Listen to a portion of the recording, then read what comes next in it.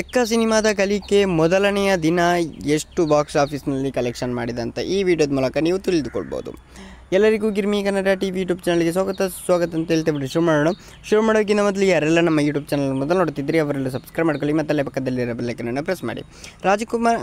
ಯುವ ರಾಜಕುಮಾರ್ ಕುಟುಂಬದ ಕುಡಿ ಯುವ ರಾಜಕುಮಾರ್ ಅವರು ಯುವ ಸಿನಿಮಾ ಮೂಲಕ ಚಿತ್ರರಂಗಕ್ಕೆ ಕಾಲಿಟ್ಟರು. ಈ ಸಿನಿಮಾ ಸಾಧಾರಣ ಯಶಸ್ಸು ಕಂಡಿತ್ತು. ಈಗ ಅವರ ಎಕ್ಕ ಚಿತ್ರ ಮೂಲಕ ಪ್ರೇಕ್ಷಕರ ಎದುರು ಬಂದಿದ್ದಾರೆ. ಮಾಸ್ ಮನರಂಜನೆ ಹೊಂದಿರುವ ಈ ಚಿತ್ರವು ಬಾಕ್ಸ್ ಆಫೀಸ್ನಲ್ಲಿ ಧೂಳೆಬ್ಬಿಸಿದೆ. ಮೊದಲನೆಯ ದಿನ ಅಬ್ಬರ ಗಳಿಕೆ ಮಾಡಿರುವ ಸಿನಿಮಾ ಗೆಲುವು ಸೂಚನೆ ನೀಡಿದೆ ಅಂತಲೇ ಹೇಳ್ಬೋದು. ಏನಾಗಾದರೆ ಎಷ್ಟು ನೋಡೋಣ.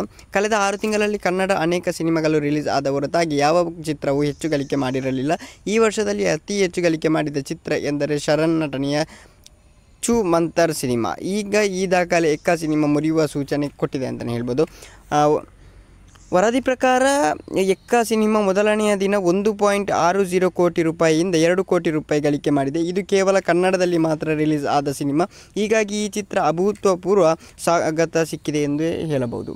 ಓಕೆ ಗೈಸ್, ಮುಂದೆ ಸಿಗೋಣ. Love you so much.